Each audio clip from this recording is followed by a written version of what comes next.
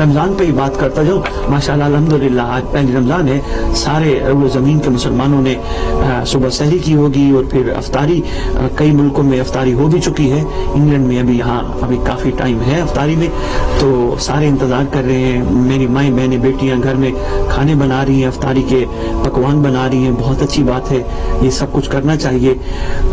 تھوڑا سا اپنے وقت کے امام کو زیادہ یاد کرنا ہوگا۔ ماؤں بہنوں بیٹیوں کو چاہیے کھانا بناتے وقت، افطاری بناتے وقت باوضو ہو کے اللہم کل ولیک الحجت ابن حسن پڑھتے ہوئے، دعائی امام زمانہ پڑھتے ہوئے افطاری بناؤ، دعائی امام زمانہ علیہ السلام پڑھتے ہوئے سحری بناؤ۔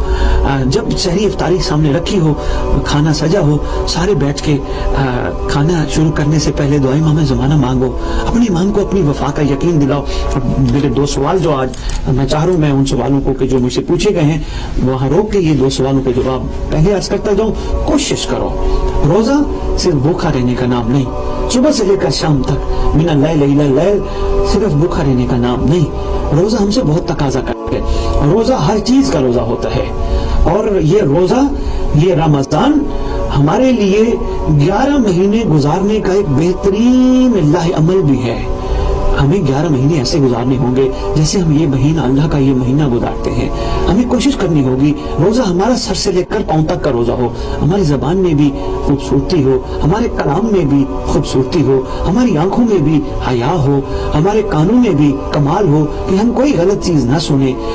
میں اکثر کہتا ہوں ایک مومن کو، ایک مسلمان کو، ایک صاحب ایمان کو اس درجے میں پہنچنا چاہیے کہ وہ کوئی خطا نہ کرے کہ اس کو معافی مانگنا پڑے، اپنے رب سے شرمندگی کے ساتھ معافی مانگنا پڑے۔ یہ بندے کے بس میں ہے، یہ ہم سب کر سکتے ہیں، اگر ہم کرنا چاہیں تو یہ ہم سب کر سکتے ہیں اور ہمیں کرنا ہوگا۔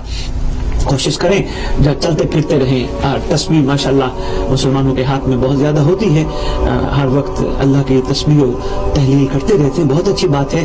ایک تسبیحوں میں امام زمانہ کے ظہور کی بھی شامل کیجئے، یا رب محمد وعلی محمد صلی علی محمد وعلی محمد وعجل فرج علی محمد، یا رب الحسین علیہ الصلوۃ والسلام بحق الحسین علیہ الصلوۃ والسلام اشفی صدر الحسین علیہ الصلوۃ والسلام بظہور الحجت القائم اجل اللہ تعالی فرج شریف۔ اور کچھ ایسے بھی ہیں جو یہ نہیں پڑھ سکتے، ان کے لیے بھی ہے، تسبیح پڑھتے رہیں۔ پروردگار ہمارے امام کے ظہور میں تعجیل فرما، پروردگار ہماری گناہگار آنکھوں کو ان کی زیارت کے قابل بنا، پروردگار ہم چاہتے ہیں روئے زمین پر تیرا دین کائنات کے چپے چپے پر نافذ ہو جائے، پروردگار ہمیں وہ دور دیکھنا نصیب ہو جب دور رجت میں کل آل محمد دنیا میں دوبارہ تشریف لائیں، پروردگار وہ دور رجت دیکھنا نصیب ہو جو بکری اور شیر کٹھے پانی پیئیں، پروردگار وہ دور رجت دیکھنا نصیب ہو جو بچہ پنگوڑے میں لیٹ کر سانپ سے کھیلے، سانپ کو جرت ہی نہ ہو بچے کو ڈسے، پروردگار ہمیں وہ دور دیکھنا نصیب ہو جب ایک خاتون، ایک ماں بہن بیٹی حج کرنے کے ارادے سے جائے، کسی مرد کو جرت نہ ہو کہ اس کو آنکھ اٹھا کے دیکھے، پروردگار وہ حسین دور دیکھنا نصیب ہو، پروردگار ہماری اولادوں کو بھی اس قابل بنا کہ وہ اس ولی کی زیارت کے لیے قابل بن سکے، پروردگار ہمارے ورثاء جو دنیا سے چلے گئے ہیں ان کو بھی اس قابل بنا کہ وہ بھی قبروں سے اپنے وقت کے امام کے ظہور پر کفن جھاڑتے ہوئے لبیک کہتے ہوئے شامل ہوں۔ یہ دعا تو ہم تسبیح میں پڑھ سکتے ہیں نا، ضرور پڑھ سکتے ہیں۔ ہمیں وہ وقت دکھا جب مولا حسین کے خون کا بدلہ لینے والا ہے، پروردگار ہمیں وہ وقت دکھا۔ دیکھیں یہ ساری دعائیں کوئی بھی ہم کر سکتے ہیں یا کرنی چاہیے، کیونکہ روزہ ایسی کمال ریاضت کا نام ہے جب نفس پہ انگلی پڑتی ہے، یعنی ہمیں بھوک اور پیاس میں ہمیں، اب دیکھیں روزہ کیا کمال درس دیتا ہے۔ ایک بات سامنے آ گئی، میں چاہ رہا ہوں میں آپ سامعین کی خدمت پیش کرتا جاؤں۔ روزہ میں اس عبادت میں مخصوص وقت کے لیے حلال بھی ہمارے لیے روزہ کی حالت میں حرام ہو جاتا ہے۔ کھانا نعوذ باللہ حرام تو نہیں، حلال ہے نا، مگر ایک وقت کے لیے ہمارے لیے حرام ہو جاتے، یعنی ہم نہیں کھا سکتے اس وقت تک جب تک افطاری کا ٹائم نہیں ہوتا۔ تو ہم ایک روزے میں ایک بہت بڑا میسج دینے لگا ہوں، اگر میری بات ہے تو کوشش کیجئے گا، اس پہ عمل کیجئے گا۔ اگر ہم روزے کی حالت میں حلال چیز سے بھی ہاتھ اٹھا لیتے ہیں تو کیا ہم اپنی پوری زندگی امام زمانہ کی خاطر حرام چیزوں سے ہاتھ نہیں اٹھا سکتے؟ यकीनन उठा सकते हैं। हमें हाथ उठाना चाहिए, हमें अपने मौला के काबिल बनना चाहिए।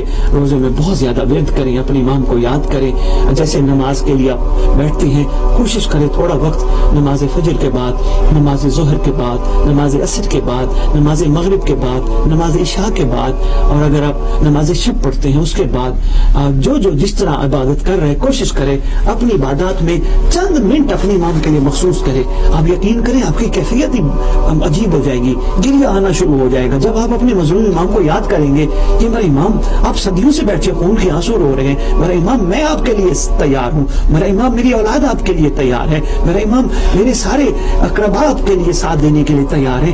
परवरदिगार आपका ये तवील खून रोना बंद करे। इतना अरसा हो गया आपको अकेले खून रोते रोते मौला, कभी किसी ने आपसे पूछा भी नहीं, मौला आपने ठंडा पानी भी पिया, मौला करबला वालों के सारे तबरुकात सामने रख के आप मुसलसल गिरिए में बैठे हैं। इमाम हमने तो कभी आपसे नहीं पूछा मौला आपने कभी कुछ खाया भी है या नहीं, मौला सदियां हो गई आपको बैठे हुए पर्दा गैबत में, मेरा मौला आपकी गैबत का हमें बड़े अरमान है, मौला आपकी गैबत का हमें बड़ा दुख है, मौला आपकी गैबत का इख्तिताम हो, मौला हम आपके लिए तैयार हैं। मैं किस किस दुआ का किस किस अंदाज से आपसे इजहार करूं। यकीन कीजिए दिल तड़पता है सरकार कायम आले मोहम्मद की इस तवील गैबत को देखकर कि हमें एहसास तक नहीं है कि सरकार किस हाल में कहाँ बैठे हैं। हमने कभी पूछा नहीं, हमने कभी अपनी वफा का यकीन नहीं दिलाया। अल्लाह करे हम ऐसे बन जाए जैसा हमारा इमाम हमें देखना चाहिए।